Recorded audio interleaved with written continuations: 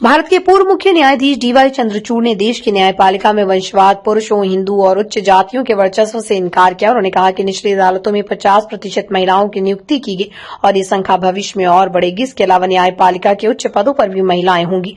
पूर्व सीजेआई चंद्रचूड़ ने बीबीसी के हार्ट टॉक शो में सीनियर जर्नलिस्ट स्टीफन सेकुर के सवालों का जवाब देते हुए टिप्पणी की। स्टीफन ने जस्टिस चंद्रचूड़ के पिता और पूर्व सीजेआई वाईवी चंद्रचूड़ का उल्लेख करते हुए न्यायपालिका में वंशवाद के बारे में सवाल पूछा। जस्टिस चंद्रचूड़ ने इस आरोप को नकारते हुए कहा, वास्तविक स्थिति इसके बिल्कुल विपरीत है। उन्होंने बताया, निचली अदालतें भारतीय न्यायपालिका का आधार है और वहां की नई भर्तियों में 50% महिलाएं हैं।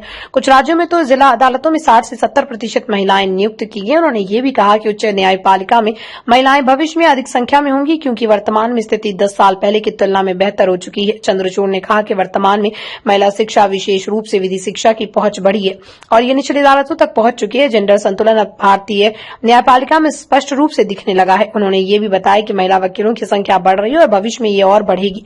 वंशवाद पर बात करते हुए जस्टिस चंद्रचूड़ ने कहा कि उनके पिता ने उनसे ये सलाह दी थी कि जब तक वो जज हैं, उनके पूर्व सीजेआई पिता किसी अदालत में प्रैक्टिस न करें। इस वजह से उन्होंने हार्वर्ड लॉ स्कूल में 3 साल पढ़ाई की और अपनी प्रैक्टिस तब शुरू की जब उनके पिता रिटायर हो गए।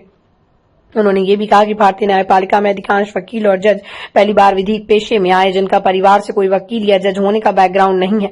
उन्होंने अंत में कहा कि भारतीय न्यायपालिका में उच्च जाति पुरुषों या हिंदुओं का वर्चस्व नहीं, बल्कि स्थिति इससे बिल्कुल उलट है।